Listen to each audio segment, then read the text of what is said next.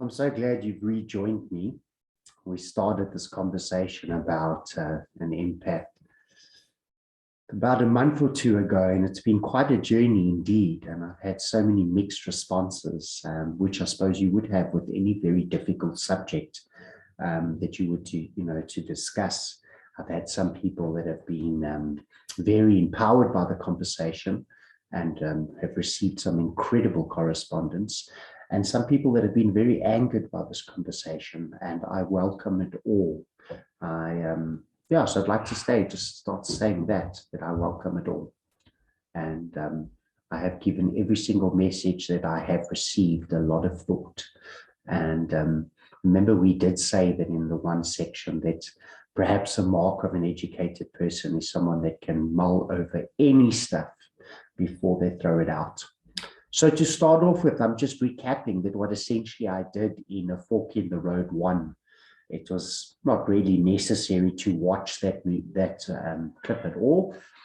If you were really ready to get stuck into a big conversation, because that was a conversation calling out empaths, essentially saying, are you willing to come and have a slightly different look at the possibility of what is going on here?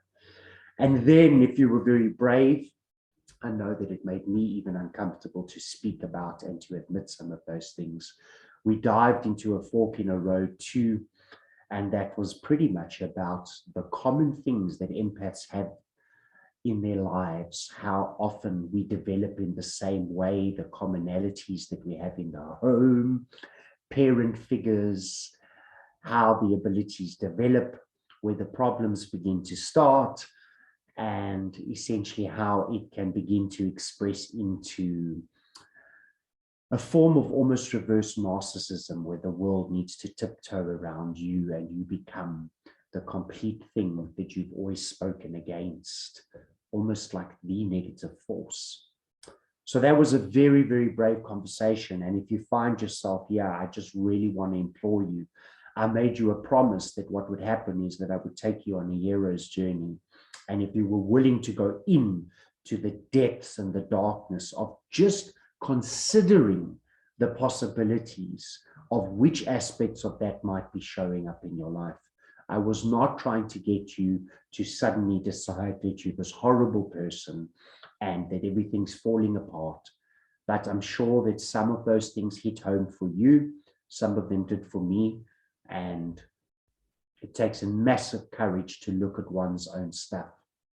What's really beautiful now is we've come to the third part, and this is us now coming out of this dark cave of possibility that we've had to almost go and look into this reflection of the shadow that we might be carrying with this great gift. Because just like they taught in deep antiquity and for all times, they spoke about the fact that no man can carry a virtue or a gift without a vice. And we see that in the fact that reality is dual, male, female. We see how, even seeds, dichotomous seeds, we see how reality often splits and shows the different aspects that only when combined together have this deep sacred neutrality, such as Mother Earth. If you were to ask yourself, is Mother Earth good or bad? It's just a silly question. It doesn't make any sense. She is this deep, sacred neutral. But only when you unfold the forces that are happening in Mother Earth might you go through the stage where you go, oh my goodness, this certainly seems destructive. I've just watched a buck being killed or slain. And it's something for us to realize regarding polarity and dualism. So how I've decided to do this is because it's not a conversation that I can tackle in a space of a few minutes, is I want you to be aware of the fact that I have put it in a few categories of what I think is very important that should be discussed. And if you look in the description of this video, I've put a small timestamp there for you to be able to just know exactly if there's a specific act or part of being an empath or living with an empath that you'd like to understand more deeply. You can simply go to that. If this is a big thing, if you are an empath, I would really invite you to make the space for yourself and take the 45 minutes or whatever this might take to just really invest in yourself. And once again, like you did with the very dark part of this conversation, I want you to empower yourself now. I want you to sit down and realize, wow, I'm so brave. I've looked at the possibilities and owned where I had to of where this could go wrong and what the vices are. And now I would like to enthrall you to absolutely immerse yourself in what the virtue of it can be. The main sections that we're going to discuss, the first one is going to be boundaries. And if you are going to jump any part of this conversation, I invite you to please not jump that part of the conversation. Boundaries are not what most people think they are. And it was through the understanding of boundaries that not just my relationships changed, my relationship to the world changed. I began to do work where essentially for a lack of a better word, I am right on the front line of what some people would perceive as exorcisms and removals of negative, whether you believe they are external entities or thought forms. It doesn't matter. That's up for you to take your journey. The point is, I feel perfectly safe to immerse myself in any environments. So the conversation starts with boundaries. And I do believe that if you understand that practically all things, relationship to energies, everything will transform through that. Then we will discuss relationships itself, which is something that most people will want to jump ahead to immediately, of course. But I can assure you that I am not going to say as much about relationships as you think, because understanding of boundaries and the role that you're playing will solve all of that. And then I'm not scared to get my fingers dirty. I'm going to discuss in the third section, protection, because essentially most empaths feel very, very unsafe and live in a mystical, almost lack of a surety of what the possibility of what it is that could go wrong. They do not feel safe within the housing of their own self. And of course, many of them become healers and unfortunately spread this unsafety to other people. And of course, this is of no purposeful harm. They mean no harm. And that is what I have called this video that I'm doing for you on this beautiful morning here in Cape Town. I have called it that empaths do not need protection. We simply need healing. And what you are going to become, if you're willing to just address some of these things, is absolutely magnificent. So the last part of it, once we've been through boundaries, relationships, and protection, is we're going to look at what the possibility is of why you have taken this on in your life. What I call the compassionate space holder. But unfortunately, for that to happen, I want you to consider that in watching what we did when we dived into the possible of the shadow, that you are going to need to release the martyrdom. And I know that's a very difficult thing. We are all special, but there is something very toxic about the kind of special that many empaths believe that they are. And I want you to just consider, if you can release that, you're going to be able to see a magnificent side to this thing. Because there are so many defense mechanisms that are hidden in the concept of empath that in some ways, as you know, I feel has made House of Empath fall. And I don't want us to all go down with it. And I also, to be honest with you, believe that there are many concepts like this that I'm going to speak about over the years, where the idea is so pure and based on truth, but through linguistics, through almost like lawyers that twist words, such is often consciousness controlled. An example would be like a twin flame idea, that often people spend the rest of their lives burning for this perfect romantic ideal partner because they've become so invested in the concept of twin flame. But that's for a conversation for another day. I want you to consider, as we begin this journey and start discussing boundaries, and why boundaries first. Well, do you know that I have never met an empath, and of course I include this in myself, that does not have an issue with boundaries? I have been working with empaths for 10 years now. And I did say in the other clip that they are the hardest, including me, people to work with, because they are very assured that they know what is and what isn't. But often we're the ones that are the most in need of healing. Once we can sort our boundaries out, which is just a word that bores me. It just glosses me over. Boundaries, just not what I thought it was at all. So empowering. And we're going to begin there, because I want you to become what it is that you can become. I wonder if you were to imagine, even if it's just imaginary for you, someone like Buddha or Jesus or some great monk or yogi, do you think they would be afraid of any environment that they were to go into? Do you think they would be afraid of being touched by anyone or being around any sort of energy? Do you think they would be afraid of being around any form of sickness? And why is it? Why is it that we think it would be any different for us, that we need to fear this universe, and how this whole thing fits in to the law of attraction? And how is it that we can be with one with all things and simultaneously hold healthy boundaries? And is it a contradiction in any way? So let's start this journey. I will break it up, as I said, and when I begin to speak, we will chat first about what I feel is the key to this kingdom. And it was for me the key of boundaries. I'm not going to even try and be subtle about this. Boundaries changed my life. I was shrinking inside and I didn't even know it. I didn't know that I had weak boundaries, and I didn't know how many of my problems stemmed from it. Wow. I get quite excited about boundaries. I really do. And as I said, the word makes me gloss over. It seems quite boring. For myself, and I guess for some empaths out there, empaths tend to be quite spiritual people, and they tend to have quite an expanded view of things.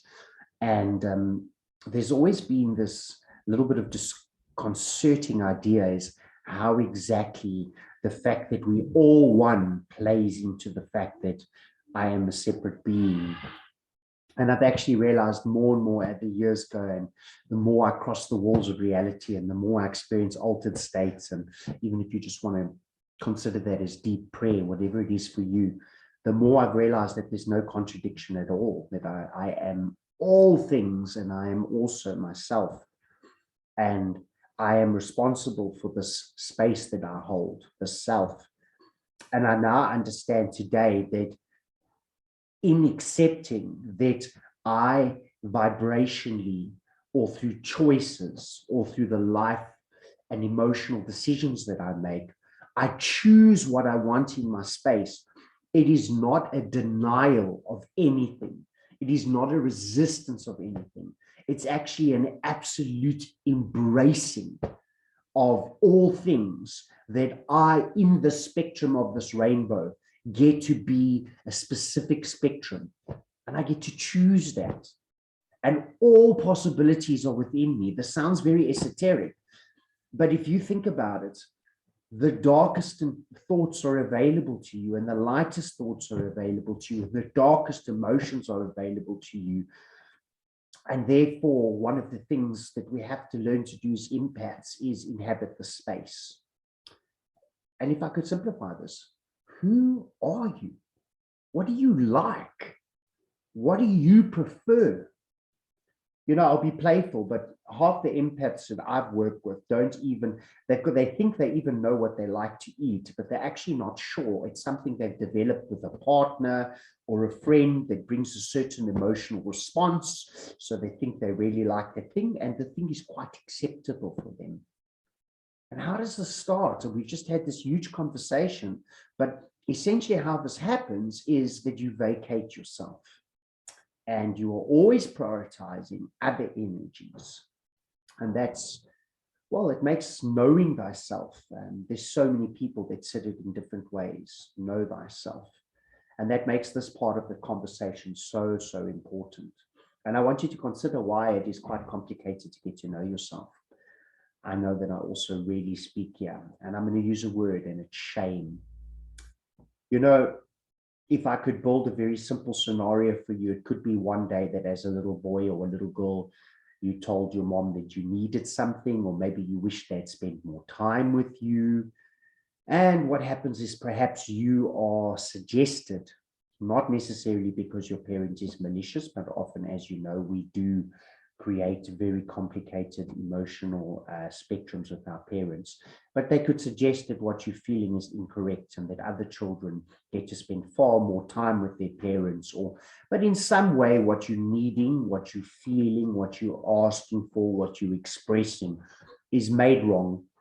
And essentially then what you begin to do, because you are an empath, and I love the fact that you're an empath because of the things that happen to you, but the things that happen to you might have happened to you because you wanted to become an empath. To me, it's both. I create the life circumstances that I want, including the illness that I deal with, so that I can, through my victory over that thing, I can anchor what I want in this life. And that is what this conversation is about. So in vacating the space, there's kind of a shame, because what happens is that little boy ends up pretending that it's satisfied, or that it's okay, because it's been told that the other thing is not okay. And what essentially happens, and this is why we had to have the shadow conversation first, is you develop a mask. Now, I am not saying that the way an empath is to live in a state of ego. I need you to understand something, but I also need you to understand the similarities between what happens and why it is that an empath often flips over into the narcissist spectrum.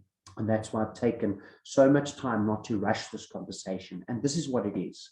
In some ways, your ego is who you became when you realized you were unsafe.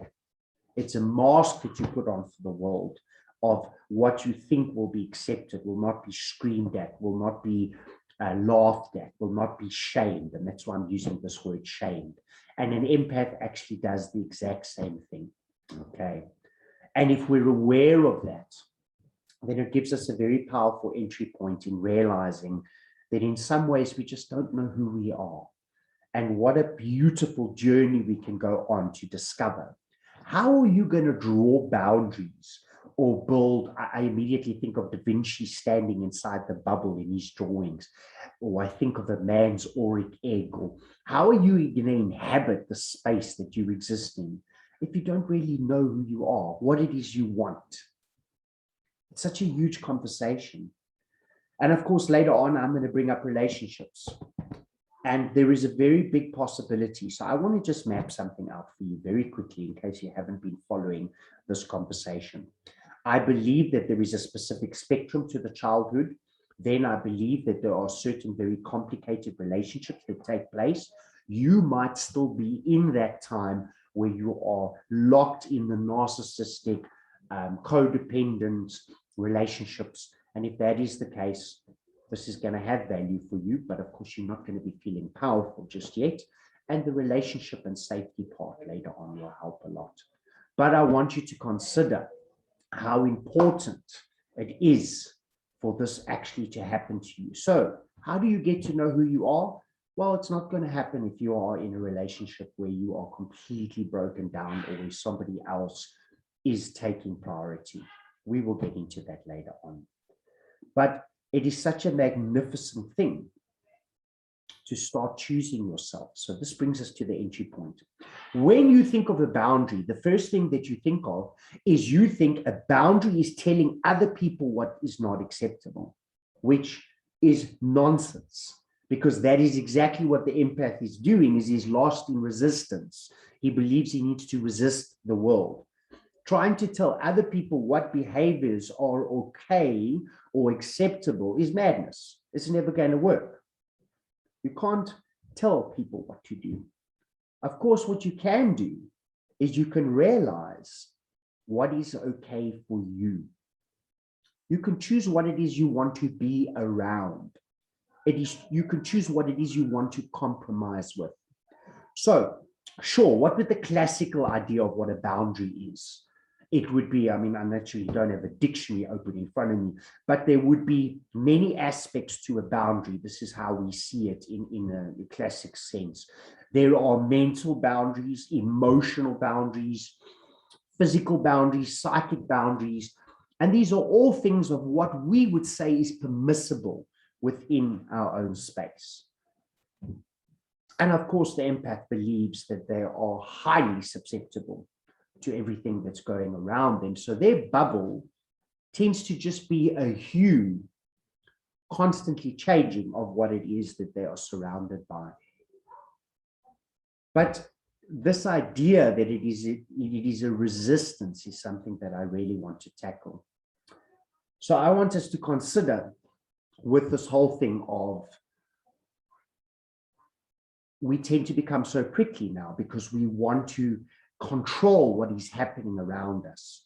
And I want us to consider that once we've decided what is okay for us and what isn't okay for us, and something we'll discuss later on, once the wound is not there anymore to be triggered by the emotion, we actually allow life to flow into us, which is the complete opposite thing of what an empath thinks that it needs to do. How do you know if you have boundary problems before we try and solve a little bit deeper? Because you do not have to be an empath. It's just a concept, guys. It's just a concept. You don't have to be an empath to have boundary problems. This could be for anyone. How do you know if you have boundary problems? Okay, well, let's drop some obvious bombs. You don't know how to say no. Or you say yes to things you wish you had not said yes to, which leads into the next boundary problem. You find yourself involved in activities that in some way compromise your integrity, or you end up involved in things that you are feeling resentful at the time that you are involved in because you are unable to, brings us to the next boundary, express what it is you really felt. So a really big thing, if you're asking yourself, well, what Nathan's saying might be a little bit interesting, but do I have a boundary problem? Do you express what you're feeling? Are you able to communicate what it is you're feeling? And this is why the shame conversation is going to be so interesting all the time, because I can't tackle it all at once, but most empaths don't feel like what they're feeling is something that's acceptable. And therefore, it is far easier to focus on everybody else's feelings. And because we are quite resentful about a lot of the unacknowledged feelings we have inside us, we tend to get very opinionated when that same emotion that we're actually exhibiting shows up in somebody else and we get to externalize in this mirror. How fascinating. So, what's so powerful about this whole thing now is this realization of what else shows up in my life to tell me that I don't have a boundary. We discussed not being able to say no, getting involved to things you don't want to be involved in, things that are against your values, finding yourself in places that you don't want to be. Trying to think if there's anything else. Not communicating your needs. Oh my goodness, here is the biggest one. And essentially, if I can be playful now, because I love working in archetypes. And the archetype, it just means it's not necessarily this bad, but if you can take, for instance, a little jealousy monster and build it to be this big archetype of how bad it can get, you actually might find yourself giggling and going, oh my goodness, I'm not quite like that. But I get the joke of how this thought form, when uncontrolled, would become. And I like to do it with this. And the empath sits in the corner of the room, sometimes afraid that they're using up too much oxygen, apologizing about things that they didn't even do, just in case that somebody gets upset, and then they will have to try and manage that emotion within themselves. They don't want to even take up space. It's amusing. It's funny because I've been in that space. So if all of these things are showing up for you, you have a boundary problem. And a boundary is, as we've said, is not telling other people how to behave. A boundary is what is acceptable for me. So I'll give you a completely different definition for boundary, because I watched so many things on boundaries. It never helped me. Honestly, my big breakthrough was having to tell someone no. I went for coaching, just like I coach people today. And all I had to do that week was tell someone no. And I failed my assignment 3 weeks. And eventually I had to tell someone no about something that was pretty reasonable. Like I had to be almost, let's say I had to be the person who was unreasonable. Oh my goodness, these assignments almost broke me. I just couldn't do it because of the fact that we vacated ourselves so many times. We became the people pleasers. You need to understand that what is in that spectrum is at its core, including myself, empaths, until they heal it and feel they truly know who they are without a doubt, are terrified of people thinking negatively of them, which is ironic because that's exactly what sometimes happens in their inability to understand their behaviors. So yeah, let me give you a definition that's not so intellectual. Your boundary is just how you feel. Wow, that's it. Your boundary is just how you feel. So simple. So a boundary is, because you know who you are, you acknowledge what you're feeling, you're able to communicate without judgment on yourself or others what it is that you're feeling, you're able to express it, and there might be another stage for you, and that depends. Sometimes you might have to address it. And you know why? Sometimes you are uncomfortable because, for instance, someone in your home is swearing in a way that you don't want around your children. The old you would have been resentful and allowed it to go down, and that person's a bad person, and the energy, I really don't want the energy in my house, not realizing that honestly, all of this drama is so unnecessary. And drama, that is another thing that empaths love. And you know why? Because they become very invested in other people's stories. So the simplicity of this would be that in all this understanding your boundary and what is acceptable for you, you would have done something like, when saying goodbye, without causing this big charge, just be like, I just want to let you know that if you do come to my home again, I'm really not okay with you swearing around the children like that.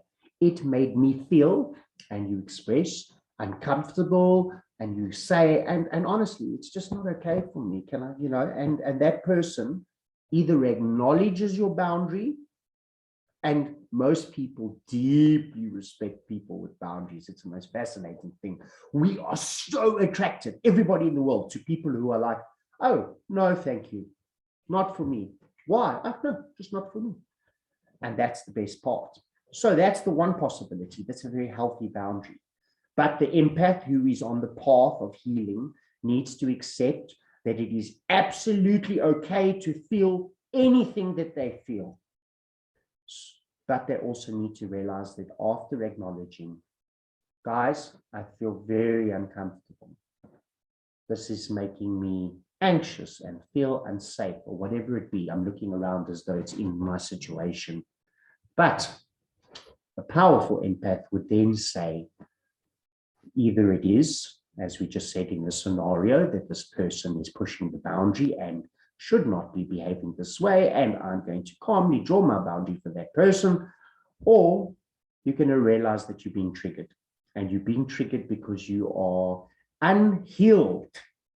It's that simple, that you are unhealed about something. Somebody used to scream all the time in your house, and you've never ever coped. You've never dealt with it. And now every time someone screams, it triggers you so badly that you end up overreacting enormously. I'm actually going to use the word overreacting like that, because it's very important as an empath that you don't make your feelings wrong. And that's what your boundary is.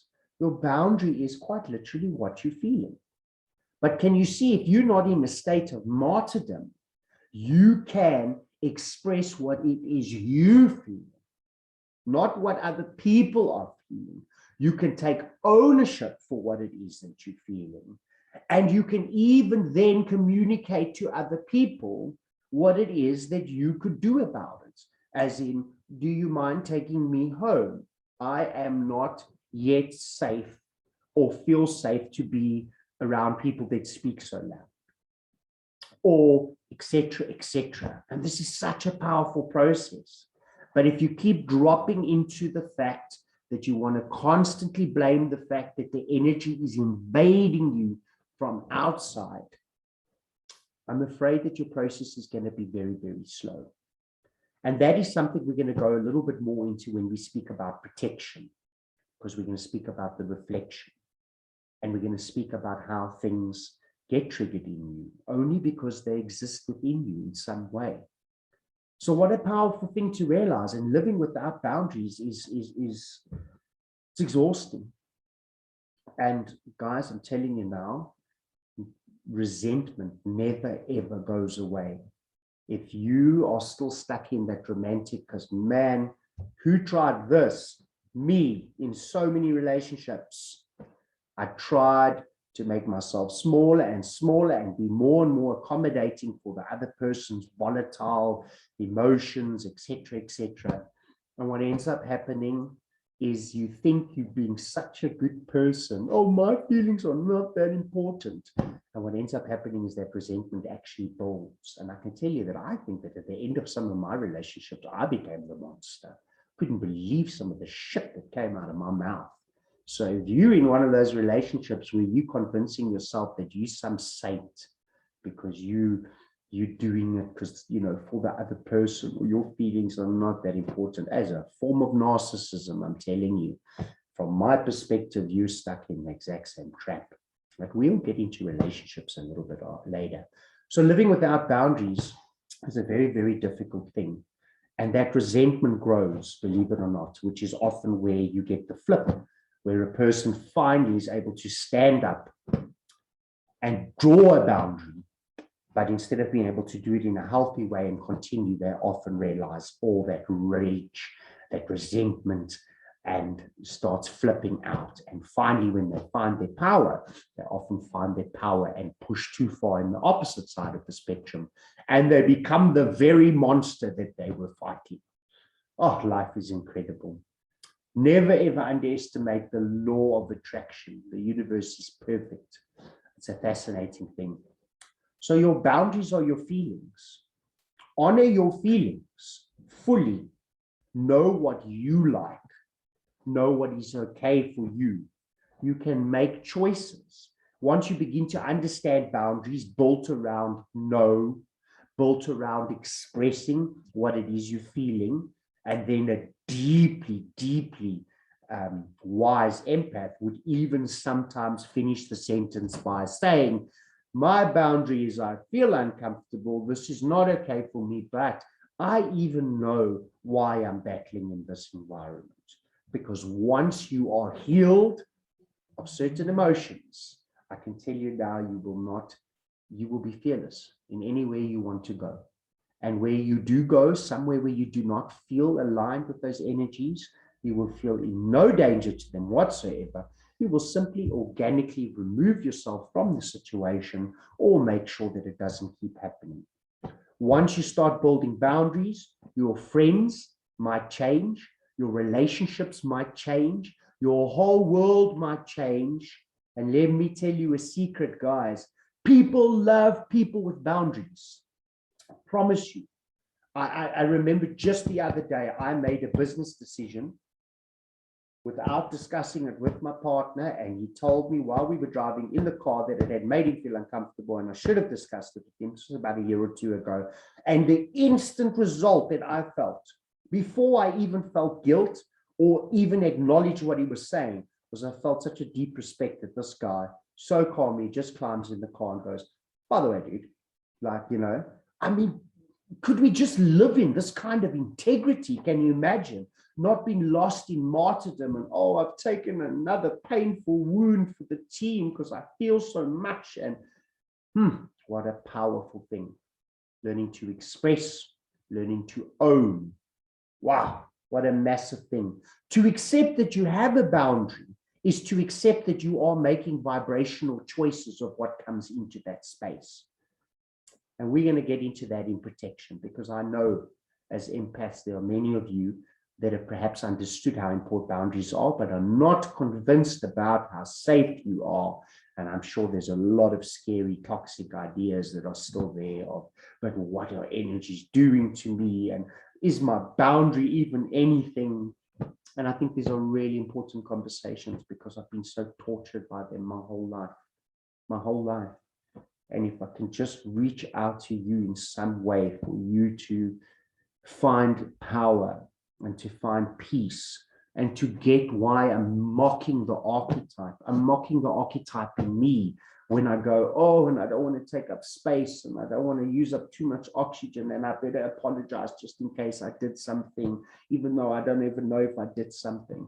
I need you to understand where this comes from. I'm bringing and calling out that part in us. This is not a mockery. This is a stage of empowerment. So yes, boundaries are so important. Know how you feel. Admit how you feel. Express how you feel. And then address, if necessary, the wound. Because if your boundaries, and this is the bottom line of this section, guys, if your boundary is just your feelings, I'm telling you to honor your feelings. But if your boundary is just your feelings and you don't address the unhealed feelings, you will constantly be running away from the world. You will have to hide, and eventually it'll be you, your cat, and your cactus, without even having a number on your wall, because you really don't want people, God help, to drop in and actually visit an empath out of the blue. And that's the wound.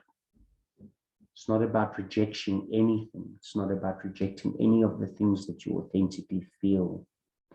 And what this leaves you with is you begin to trust yourself. It's the most incredible feeling in the world, to trust yourself. Sure. You know, I want you to consider, because we have to bring this up in the protection section, because I know that empaths are going, no, but that's like, doesn't work that way. I've been invaded or attacked. Or I want you to consider, as I close the section, that even if you look at your own emotions, the law of the universe is flow, is change, is flux. It's like Buddha said, is one of the only constants is change. I want you to consider that, let's just look at anxiety, right? It's only anxiety that you try and resist or suppress or hold down or run away from that dominates your life.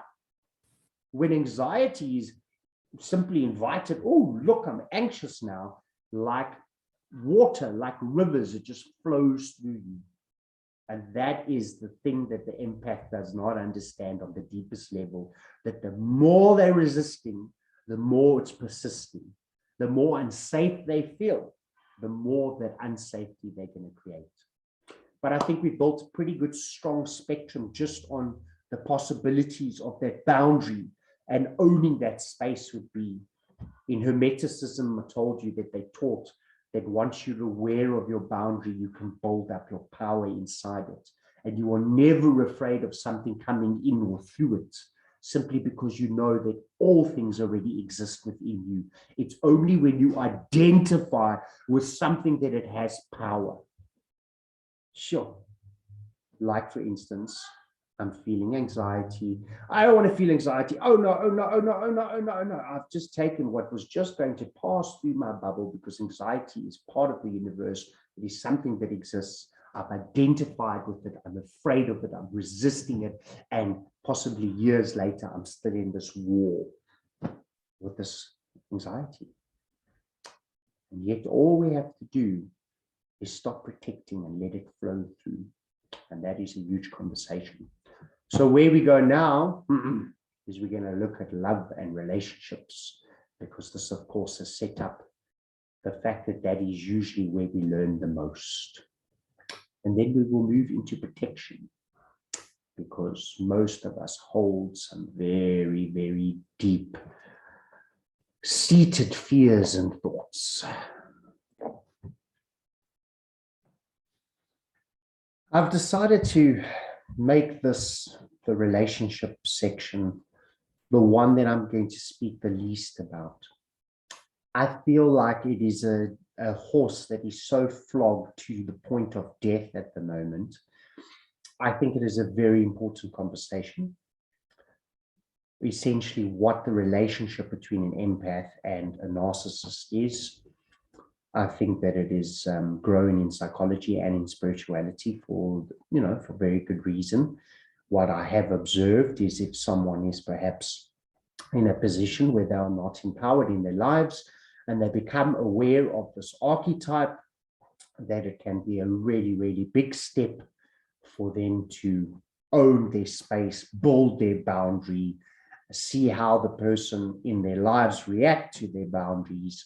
Because a very difficult fact is we teach people how to treat us.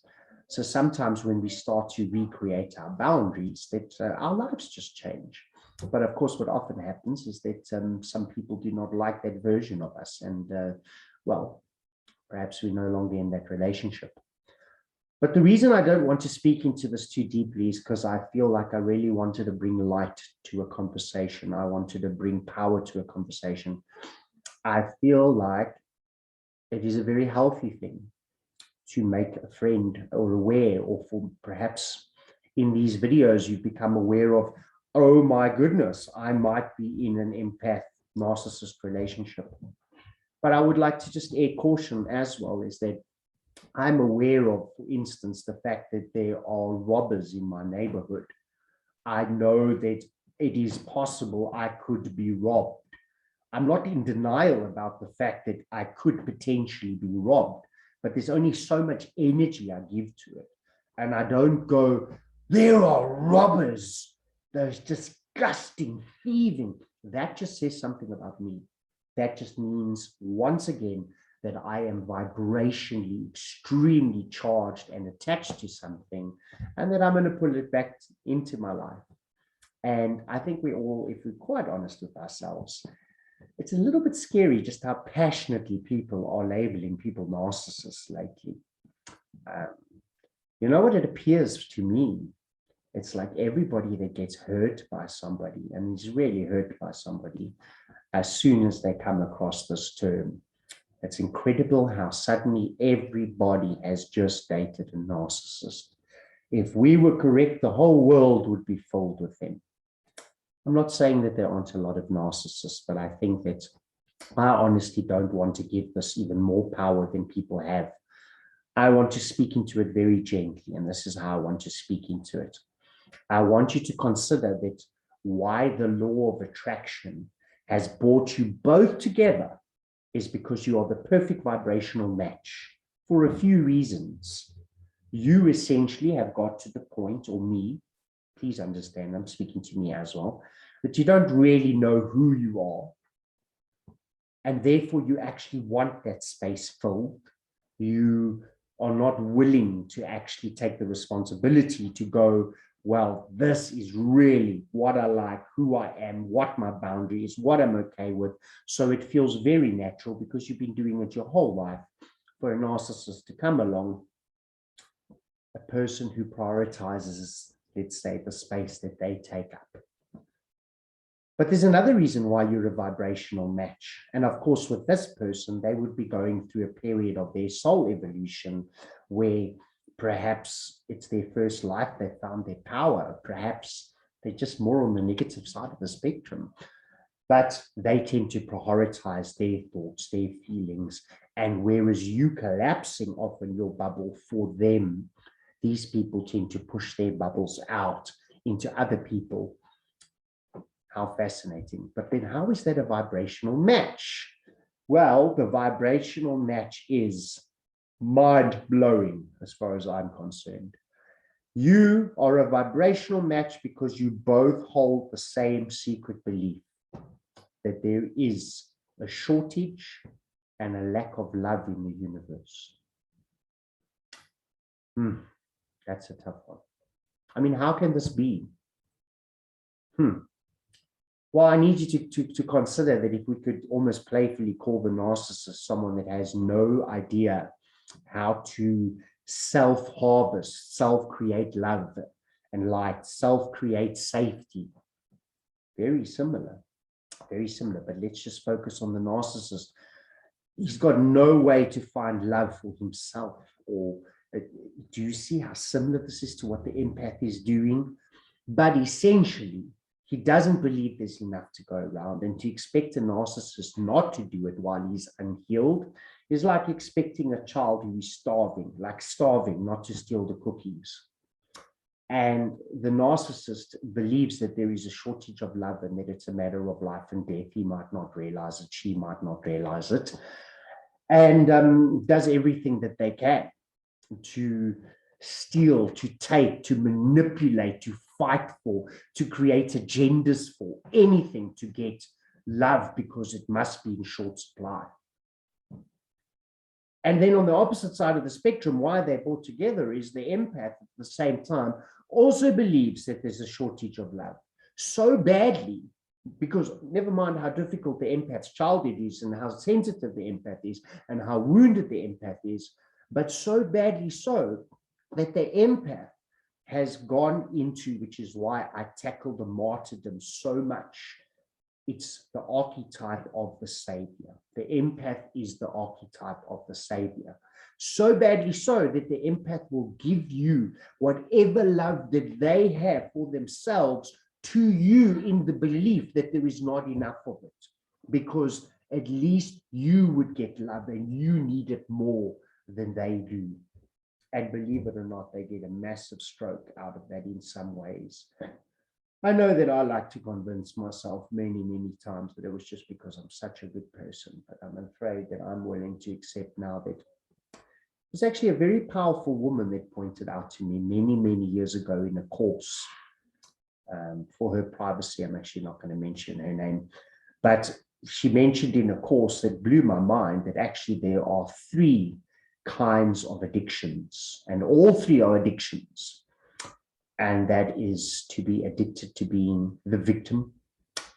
There's addicted to being the antagonist, the bad guy, and then the shocker, the most addictive one, being the savior. And I have seen this.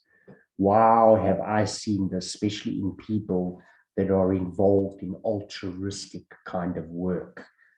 I'm not saying that all altruism is like that. There's always a shadow to something, and if you can just be willing to look at it, you will operate in that beautiful sacred neutral.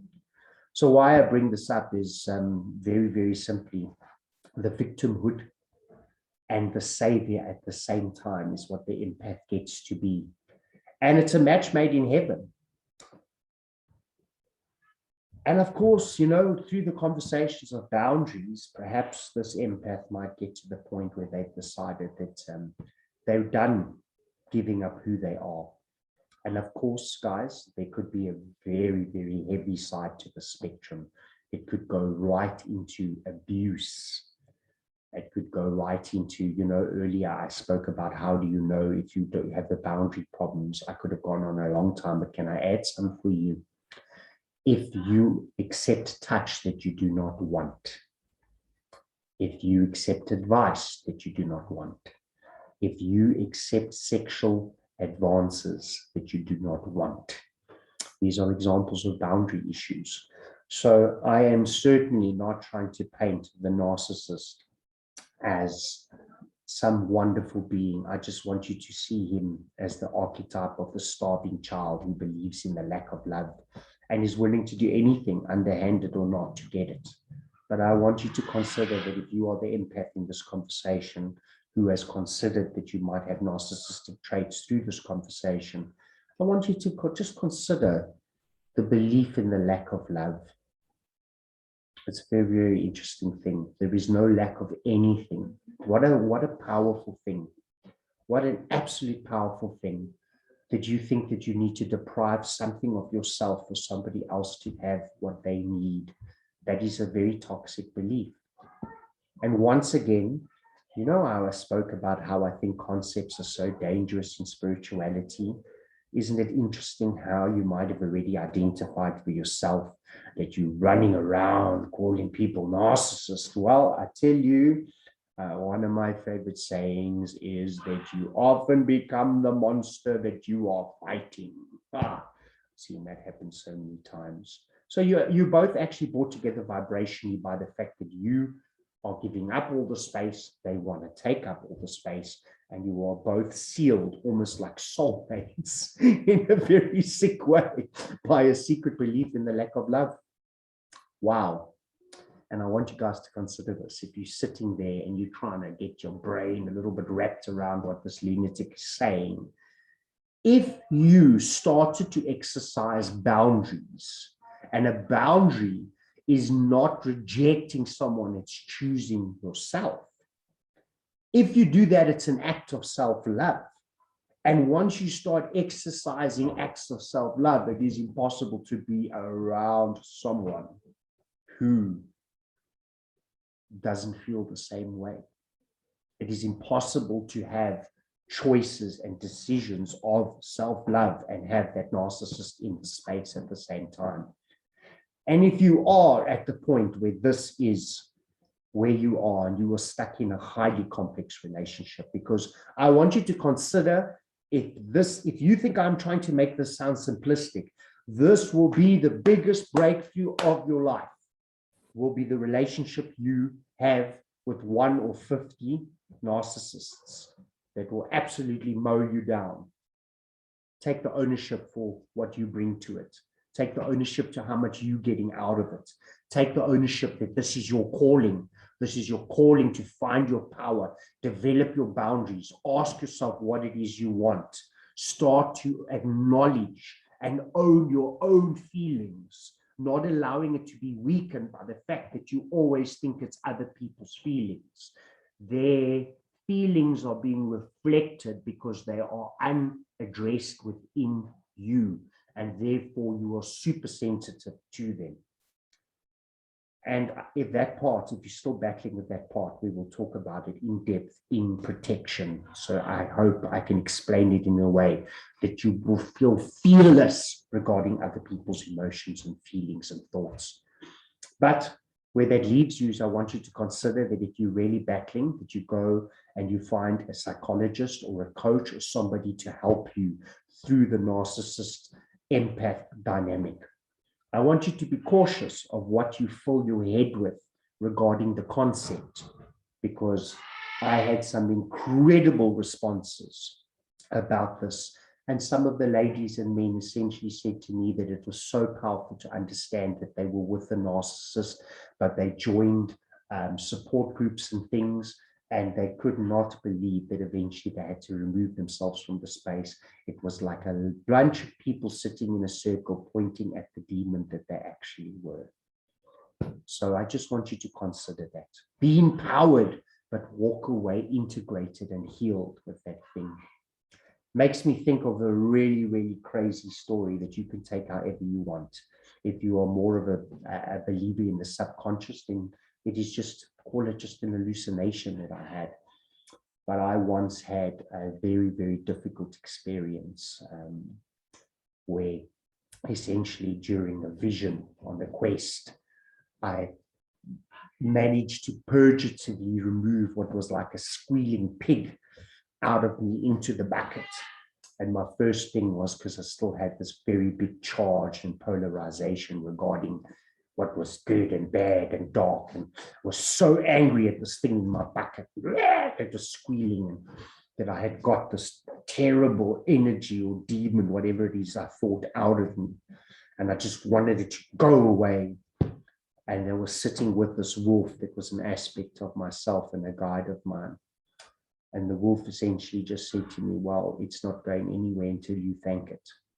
And I refused. I absolutely refused, until I realized what it was saying to me.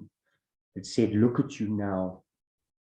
Who would you be without this thing that ate you alive with fear? Would you have become this man? Look at the decisions that you're about to make in your life. Look at the type of life that you want to lead. And I thanked this thing. and then I poured it into the garden out of my bucket for it to go and help somebody else. Whoa, I know that is a controversial thing. So my point is simply that if you can leave one of these relationships, you might need guidance, or you might transform the relationship. What is truly important is that you just don't carry the blame finger for the rest of your life. Just like your childhood, this relationship is a massive step in the power that you are becoming. And as I said, I'm not going to speak into it any more deeper than that. I would like to mention that intimacy can be quite hard for empaths, even though they're very capable of it. They do not realize sometimes that their partners can sense that there's a deep level of intimacy there, but also missing. And the reason for that with some empaths is simply because they never really got to know who they are, or they have demonized some of their feelings. So in other words, some empaths have built a spiritual ego, most empaths, and around the spiritual ego, there are certain emotions and thoughts that are not acceptable and therefore get pushed aside and therefore never get expressed to their partners. An example would be perhaps if an empath is jealous or an empath is impatient. An empath is so used to pushing their feelings aside that they wouldn't admit this, and this actually causes a little bit of a rift in healthy relationships. So even once they pass the narcissistic spectrum, which is an incredible thing for you to consider. And that is why it can be quite dangerous for empaths to try and push themselves too early on into being in the space of healer or community leader, because of the fact that quite often they need to first become a little bit more accepting and integrated of the shadow. And as long as they are able to speak that shadow into their community, they're causing no harm. In other words, to speak of the problems they have and the things that are unhealed, but to be like that takes a level of ownership. And you can listen to an empath and like this, you already know what's going on. Are they owning and leading? Or is it always, it's that person in the community's fault, and this thing happened, and it's always about protection, and everybody feels unsafe because they feel unsafe, and there's not an abundance of things in the universe, and etc., etc.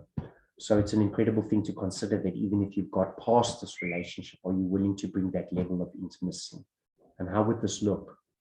Absolute honesty of what you're feeling. And, you know, admitting things like jealousy or admitting perversions. I mean, I'm using an archetype, okay, playful perversions, sexual ideas that you might want to discuss or think about in a relationship that you've never had before. Has it ever occurred to you that it's the things that we suppress that overtake us? Like, for instance, jealousy, if you just keep telling it to shut up forever and you never just talk it into the space, it becomes a monster, it becomes a thought form. So that's a deep form of intimacy. And the empath that's capable of this is one that's become so okay, trusts themselves, loves themselves, and knows that it's okay to go, oh, I want to let you know, for some reason, when we go to a party, I feel jealous. Not you make me jealous. That is not what we do. I feel jealous, and I would like to talk through with you what contributing things could be going on here, what it is you could do, what it is I could do, what is unhealed in me, what has happened to me, maybe you doing it like you're manipulating me. There are so many levels to it. But how beautiful the intimacy that's possible when, basically, if I could simplify and close this in a way of saying, when you don't think there's a version of you anymore that you have to sell, that you are just perfect as you are, and you can whisper to your partner whatever it is that you are.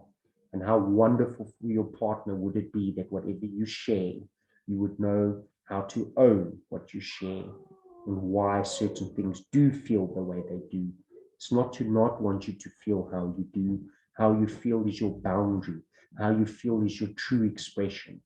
But you have full permission in this life to garner the wisdom to find out how you feel, why you feel, and that you can shift that through acceptance and love and shadow work and integration and healing.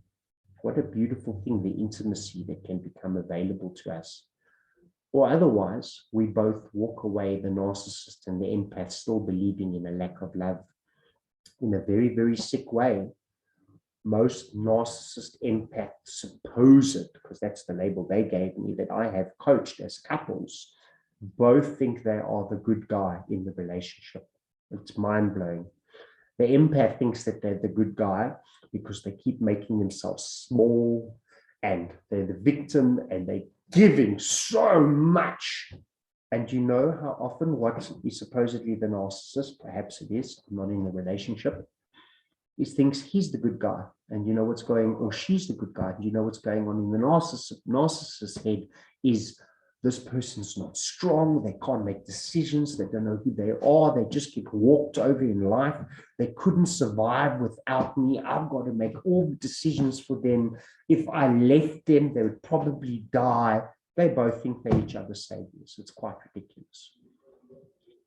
Sure, what a huge conversation. Of course, these are just archetypes. They don't have to all apply to you. What triggered you did. I do hope, and I'm giving you the blessings that in my thoughts and feelings, that you are either aware of the dynamic you might be living in at the moment in a relationship, not going to demonize, willing to do what needs to be done. And if you are in a relationship that is no longer of that value, to be able to find that deep, deep intimacy. And in the last part of this conversation, to me, is the most important one, where we go into protection. And this is where all of the empath's secret fears and behaviors linger.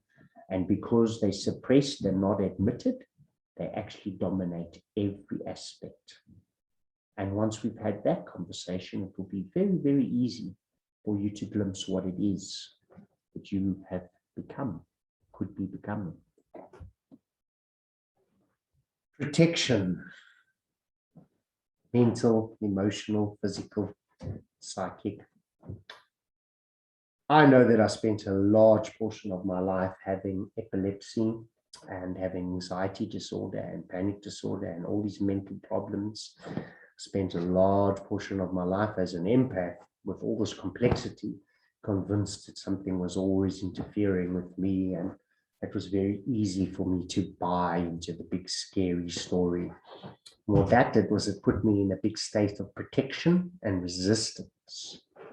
And who would have thought that all these years later, I now realize, first of all, I did not need protection, I needed healing.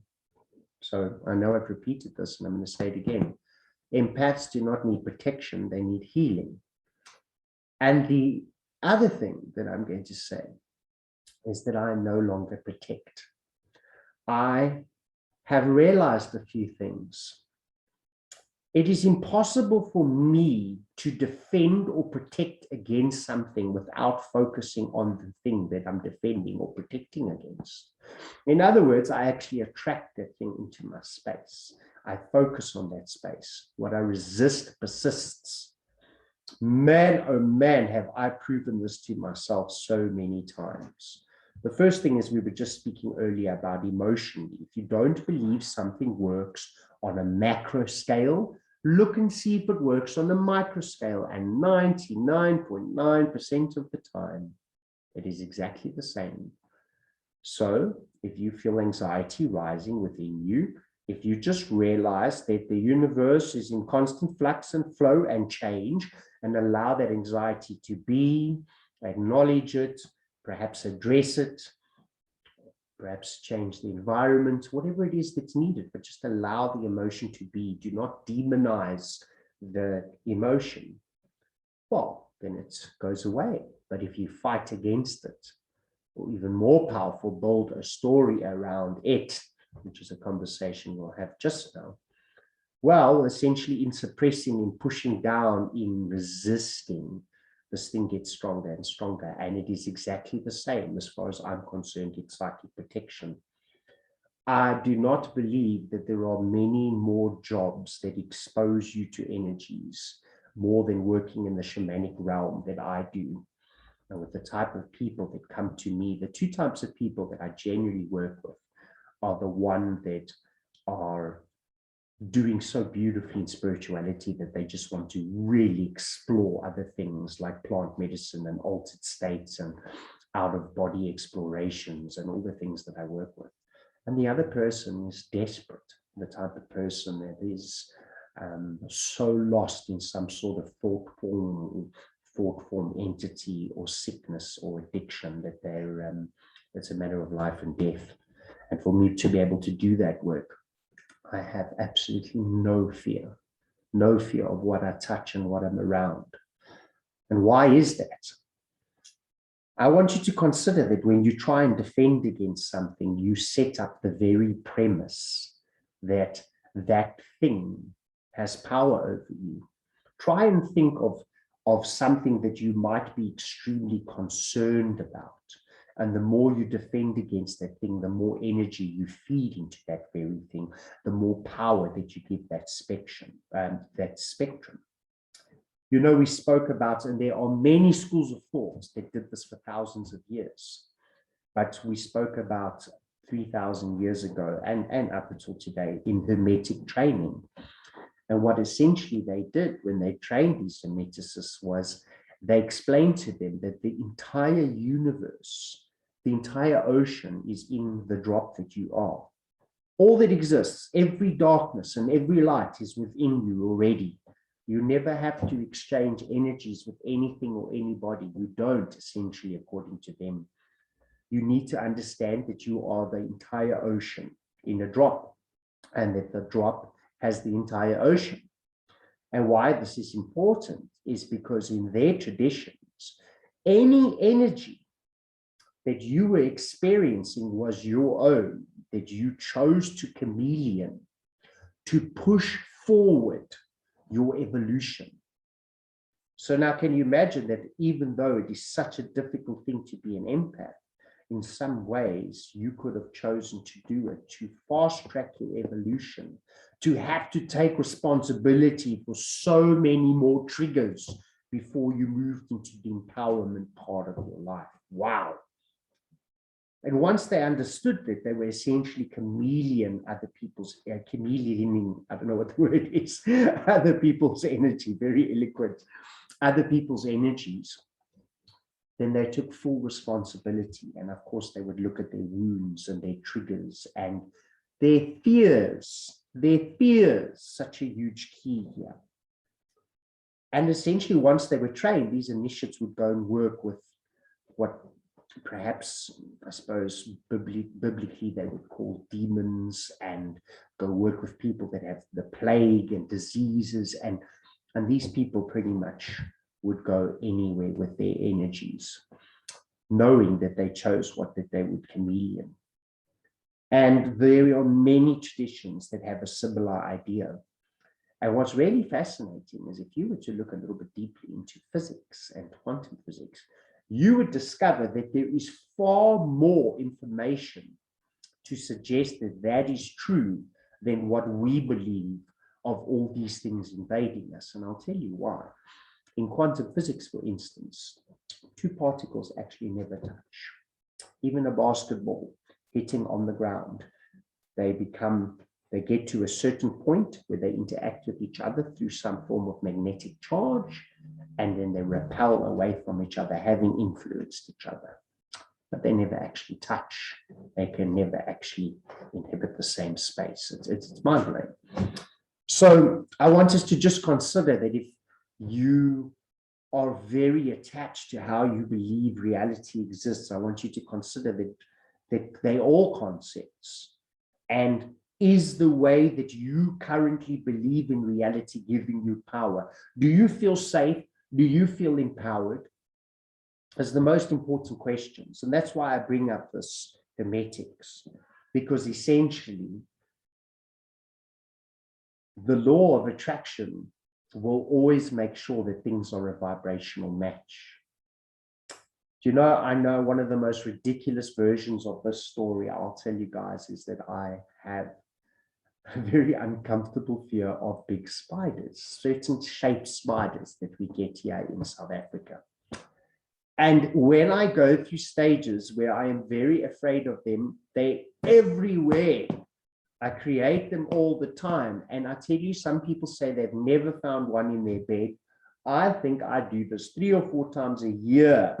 I actually pick up my pillow and check it just before I go to bed. And 3 times in the last year, there has been a big spider. And I'm telling you now that in my defensiveness, in my protection of focusing on this thing, I have essentially created it. And that is the big conundrum, that it is impossible to defend against something and not feed it at the same time. Let me ask you a question, right? There's this idea of being really afraid of certain energies at certain areas. And where I am seated right now, giving you my version of reality, I'm just sharing perceptions with you. Please don't think this is truth. This is my truth. Where I am seated right now, I could have some story or some concept or that I'm attached to, that somebody died in this room and that there's a certain energy. I must be careful. It was a bad person who died and that energy might invade me. But let me ask you a question. How many billions of years has the earth existed? In this very spot that I am seated, I would go as far as to say that perhaps hundreds and thousands of creatures have died, have lived, have run over, have starved, have been attacked, perhaps by another creature, and then eventually humans. How many thousands of years have humans inhabited this area that I live in right near the beach?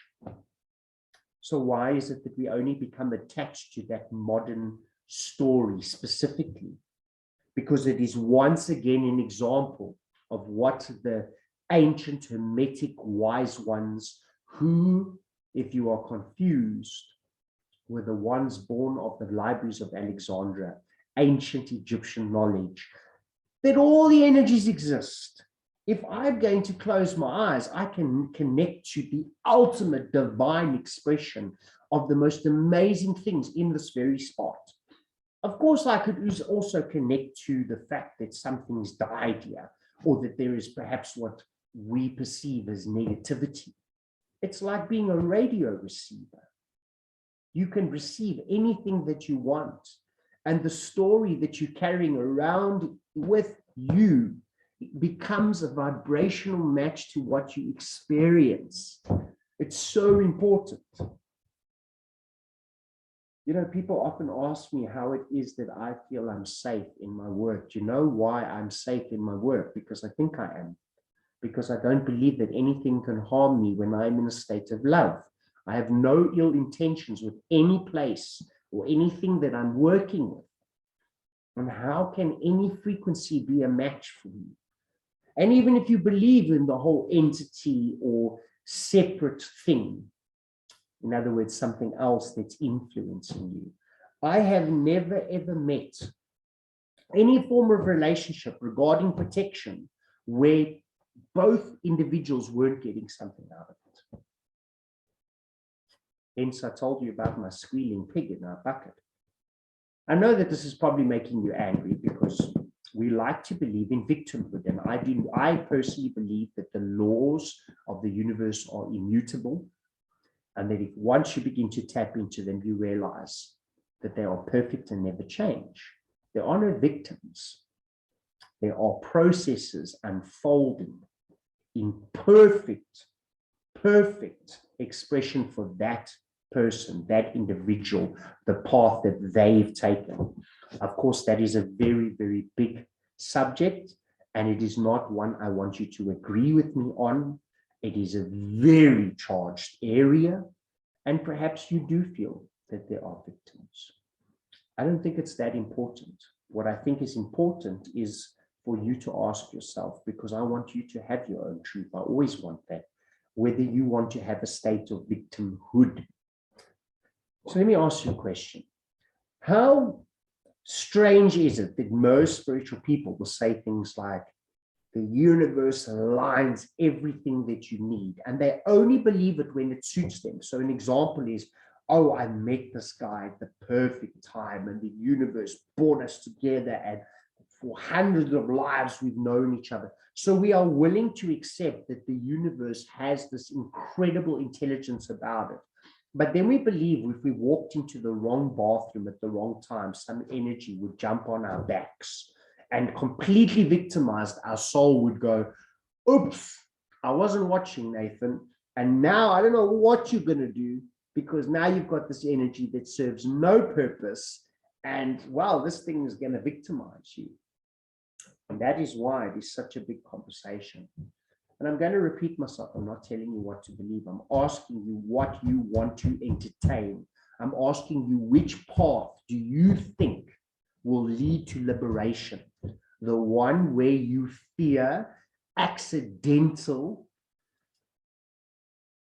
invasion of some form because the universe just happens to let it happen to you, or the one that you were already sensing, the one where everything's perfect, everything's a vibrational match, there's a contract between all things that interact, and that when you are done with that thing, that you can transcend and grow from that thing, and that thing will no longer be a vibrational match for you. If I'm upsetting you, that's okay. I want to give you a personal example. And like, as in something that people can relate to. Let's think of something. Alcoholism. If you believe when you are trying to help an alcoholic that there is an entity involved, that entity is getting something, and so are you. You are getting to get drunk. You are getting to let your feelings go. You are getting to be in that feeling while the light is siphoned off, right? And that being gets to feed. So you could say, oh, it's an entity. Well, to me, it's a relationship. One person gets one thing, and the other person gets the other thing. That is the commensalistic law of the universe. A drama addict, someone, you can blame it on an entity. To me, it's irrelevant. Nothing can vibrationally attach to you unless you are a match to it. So an example is a drama addict. Well, you get to be in the middle of all the drama. You get to go, wow, like, no, all the drama. And that thing gets to feed off you. And perhaps your whole life is a dramatic mess. Do you see what this has to do with protection? You can only have something in your space if you're a vibrational match to it. You are walking around feeling very, very uncertain and afraid of the universe and how it works, and the fact that emotions are something to be feared, you will be in that frequency and find that everywhere, because it exists in this room that I am seated in right now. The darkest energies and the lightest energies are available to me for me to access.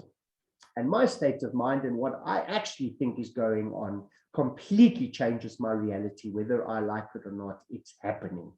And you have examples of this of people in the world. I have observed this even in my own work, when I have watched over 10 years putting people into an altered state, that if there is a suggestion of unsafety, even by one person, that manifests 1,000 times more often than if there's a suggestion that there is no unsafety. And I want you to consider what this has to do with being an empath. It is the unhealed trauma in you that is allowing you to feel and experience all of this, but it is driving you to have to address far more emotions than the average person. I call it almost like a crash course in this incredible thing that you're becoming. If you consider your energy field, I mean, what an incredible thing to just think about. Most empaths or spiritual healers think that you're supposed to close off. And this is only the modern world that we believe this. I am not reinventing the wheel here. There are many Rosicrucians, Gnostics, Hermetics. There are many schools of thought that are the core foundations of essentially what metaphysical and deeply religious beliefs were based on, that thought this. And thought the basic thing of we don't have to protect in that manner. It is a vibrational match. It is a a way that another way of putting it is remember we spoke about the emotions, okay? I want you to consider that what they taught was that allow the entire universe to flow through you. And what we essentially saying is protect and only let certain things in.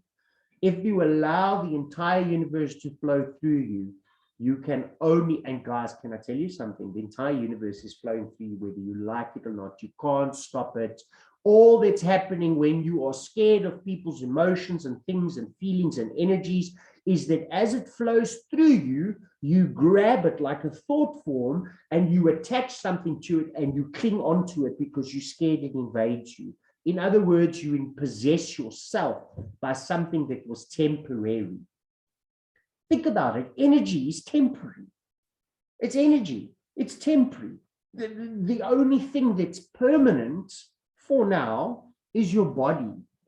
I want you to consider that one of the reasons as these eternal souls that we move into a physical body is so that we can see, slow down how it is that we create reality. So in other words, to take responsibility for the thoughts and the feelings and the energetic stories that we choose to believe. And it slowly manifests as illness or as whatever it is. That's the only permanence that exists. You are an energy body, an eternal being. As an eternal being, what could ever happen to you? Nothing. So I would go as far as to say the only thing that can invade your energy system is something that you attach to, a thought form, a story. Think about it. If you do not believe what I'm saying, and you don't have to, do you not have thoughts all the time that you don't believe? What is more dangerous, having a thought that you should hurt someone, or having a thought that you should hurt someone and believing it, then becoming convinced it's who you are, then deciding how you're going to hurt someone and then acting out on it? So thoughts are passing through you all the time. Thoughts and feelings are passing through us all the time. It's only in the attachment of it. So building a story around it. Oh, I'm feeling this emotion. It's an evil from that person. Perhaps it is, but let it just pass through you. Whoo, you felt it. There's the shiver. It's only when you build a story that this thing can hurt you and now you're in trouble and has it stained your soul? How are you going to get rid of this thing? Perhaps for months, I'm going to have to fight for my energy. It is only when you build a story around a thought form, you become possessed by the story. I have very controversially quite often said in some of my talks that I have been able to help people go from mental illness, and instead of doing some special thing where they think some possession or whatever it is they think that I did, that I removed off them, the majority of what I did was I penetrated the story. And once they were no longer convinced of the story, that there was some form of energetic permanence taking place, they were free. Allow the universe to flow through you, empaths. Open your hands and be a yes woman, be a yes man. Just consider the fact that the universe is safe to you. The only unsafety would be intentions. That's a lot of thought forms where you are focused on a negative intention that's charging something. The only other thing would be if you were a vibrational match to something, like the empath and the narcissist. And once that no longer serves you, it will move along.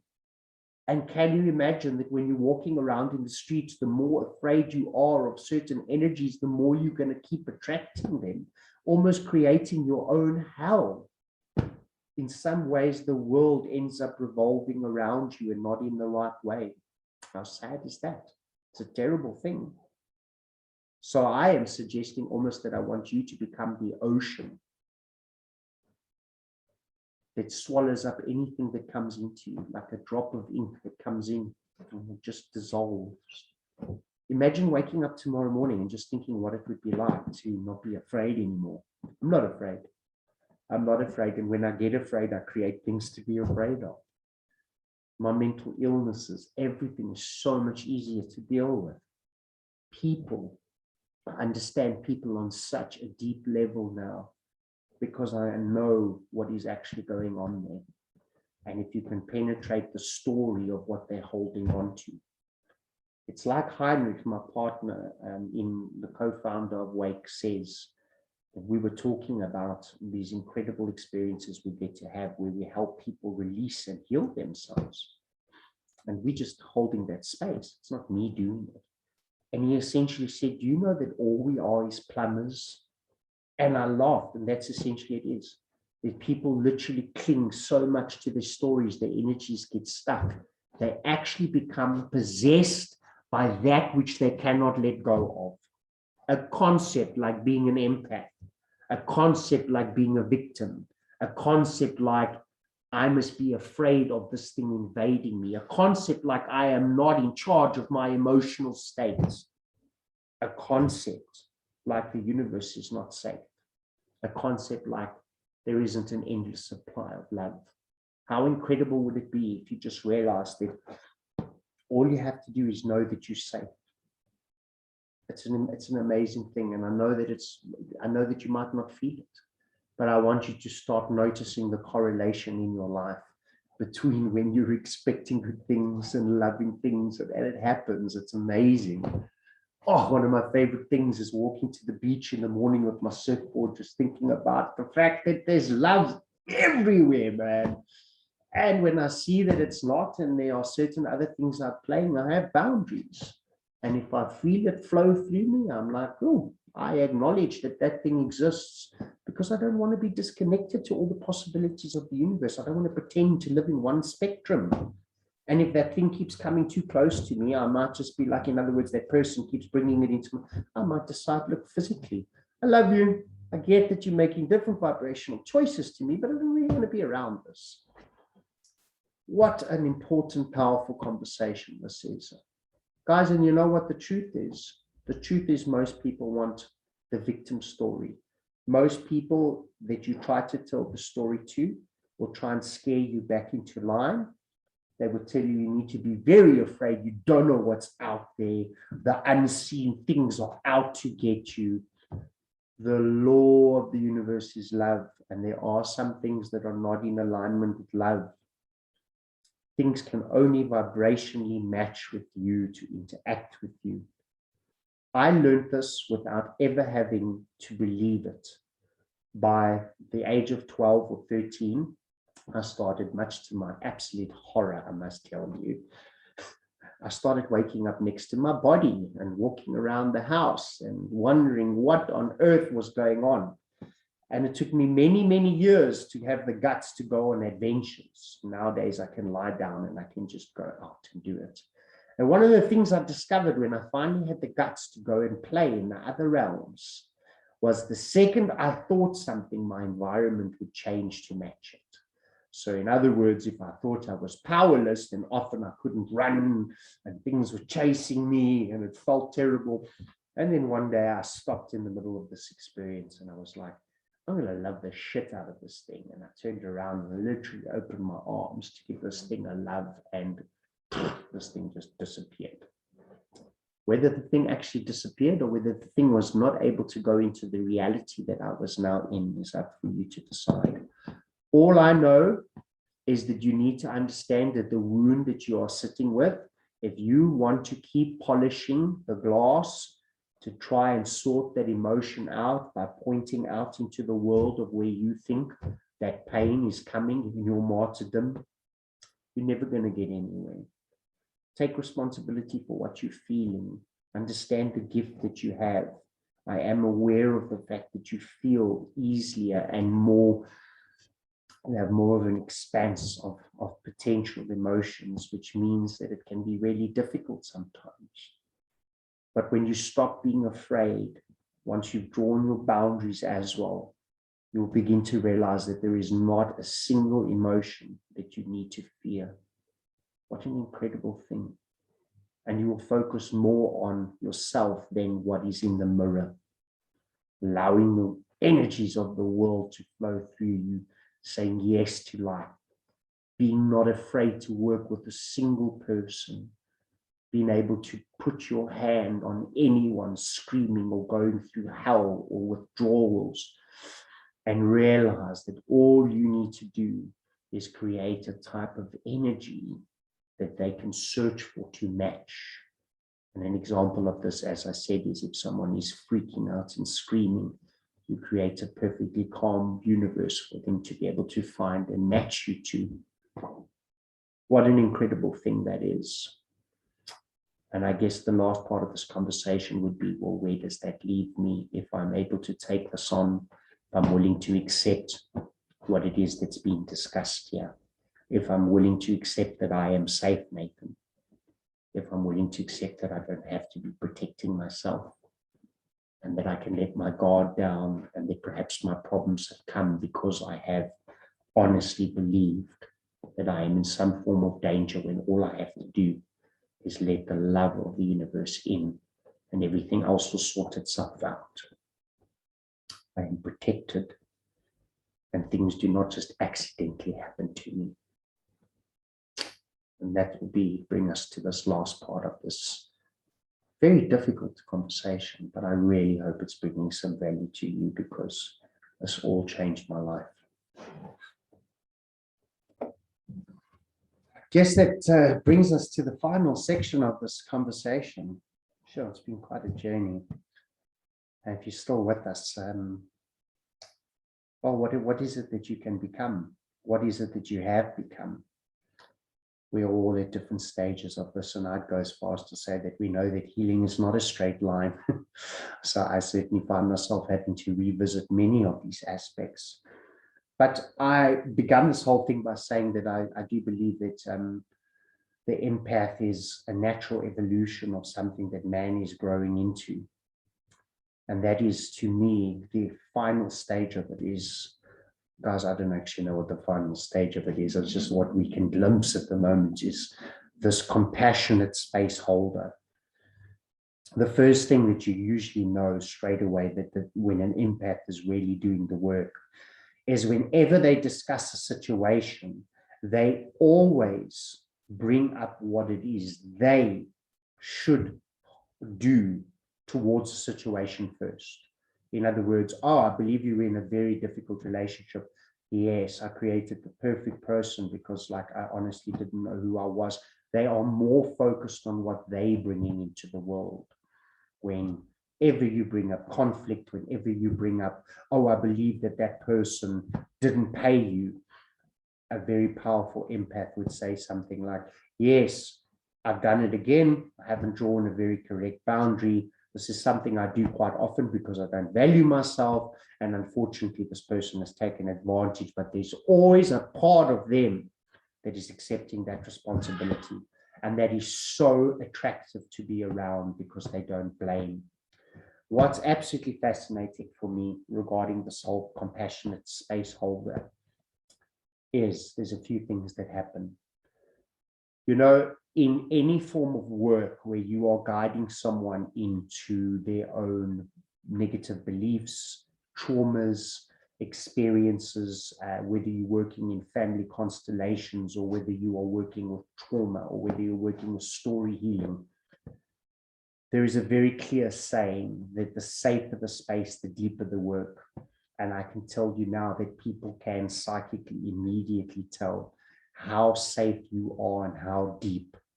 And once they know, because you know what most empath healers believe is that their gift used to be because they would actually agree, oh, I also kind of have that and I can relate to that, and to move beyond that and to just have that understanding of it. And all I mean by this is that you will not be triggered. You will not be emotionally sucked into anything that happens in your coaching, in your circles, by your clients, and you will be able to take them into these deep, deep spaces. And they will not only psychically, but through your tone and through the way that you feel around them, because you feel safe now, they will feel safe. and your work is going to become enormously profound. You are going to become a safe space to more people than you can believe, not just your family, not just those around you, but anyone you choose to work with. And you do not have to be in the healing arts. It could quite literally, you could be a teacher, as in a school teacher, it doesn't matter.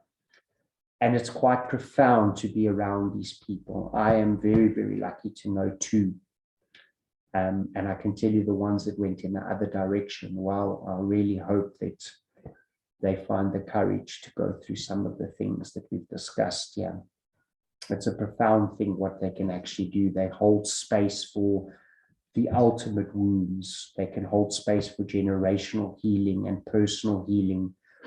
And also, what's really profound is that they can hold points of leadership where no one is demonized, where wounds are safe, you see, because the problem is if we are not willing to address these things, essentially what an empath is a very polarized, unsafe individual. And therefore they bring polarizations to everything.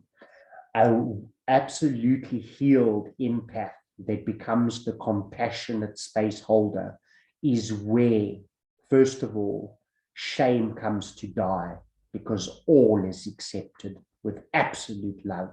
And second of all, the compassionate healer is where polarization comes to die and becomes the sacred neutral, because all is welcome. And the more you prove this, the more you exude this energy of being fully open to all things, knowing that you are safe in the divine glow and emanation of true reality, the more the difficult cases will be brought for you, and you will really be challenged later on to be able to hold a deeper and deeper space for people that are more and more immersed in what I call their clinging entities, because they've built a story around this specific thought or feeling, and they're hanging on to it, and they've not letting that universal flow happen anymore. So you can become quite a plumber. You have to feel safe before they feel safe. And once you feel safe, because you've glimpsed it, of course you've glimpsed it, wow, the safety that you will bring to others. Another way of putting this is that you will empower so many people, and probably already have. Do we ever stop trying to improve? Like one of my greatest teachers, Manly P. Hall, like he says that if there is to him no greater thing than trying to become more and more wise with each day, there is no higher endeavor than truly wanting to be the best version of you. And if this whole adventure was just about questioning yourself to improve, taking what it is that you wanted and using what was helpful, treat this entire conversation as an archetype and not as somebody that just has it all figured out. I spoke into an archetype that had great value to me, that had great value to many that I am aware of, and just know what a place of love it comes from. But I know nothing. I am in the internal inquiry, as I call it. I love the mystery. I don't want the mystery of life's soul. I love that I exist right now in the mystery. I just know that if your deepest beliefs do not bring you comfort, you have usually not yet found your deepest beliefs. And I think that's magnificent. Thank you for listening. I look forward to hearing your feedback in any way, if you wish to, in the comments on this video. For those of you that were intrigued and that hadn't followed the conversation of what the shadow side of the empath is, the link is also over there. And as I mentioned, I do other talks, especially around these kinds of subjects. I like to ruffle feathers a little, but really it comes from a place of love. Please, then click subscribe if you're fascinated by this kind of thing. And contact me if you wish to do coaching work, because I'm very passionate about working with people one-on-one. Thank you for your time, and thank you for helping me distribute what I hope is just awareness. That's all things need, is just awareness. And straight away, that light will touch everything that needs to be touched. That's all that's required.